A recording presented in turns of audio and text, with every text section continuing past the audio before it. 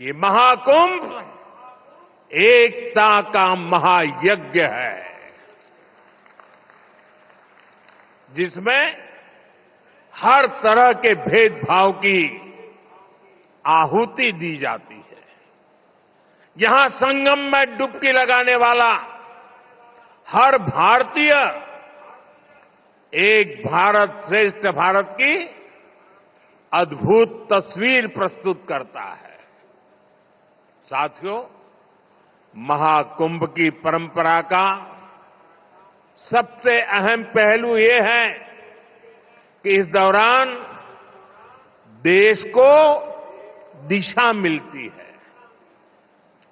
कुंभ के दौरान संतों के वाद में, संवाद में, शास्त्रार्थ में,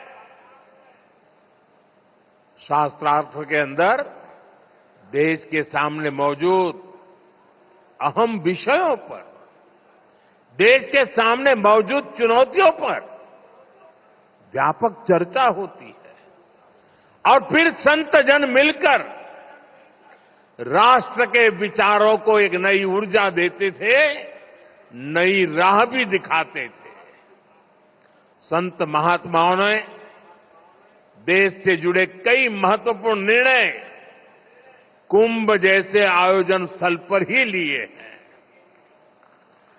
जब संचार के आधुनिक माध्यम नहीं थे, तब कुंभ जैसे आयोजनों ने बड़े सामाजिक परिवर्तनों का आधार तैयार किया था।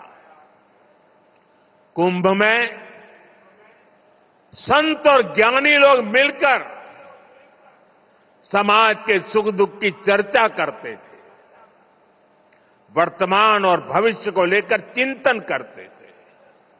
आज भी कुंभ जैसे बड़े आयोजनों का महात्म्य वैसा ही है। ऐसे आयोजनों से देश के कोने कोने में समाज में सकारात्मक संदेश जाता है। राष्ट्र चिंतन की ये धारा निरंतर प्रवाहित होती है। इस आयोजन के नाम अलग अलग होते हैं, पड़ाव अलग अलग होते हैं, मार्ग अलग अलग होते हैं, लेकिन यात्री एक होते हैं, मकसद एक होता है। साथियों, कुंभ और धार्मिक यात्राओं का इतना महत्व होने के बावजूद पहले की सरकारों के समय इनके महात्म्य पर ध्यान नहीं दिया गया। श्रद्धालु ऐसे आयोजनों में कष्ट उठाते रहे, लेकिन तब की सरकारों को इससे कोई फर्क नहीं पड़ता था।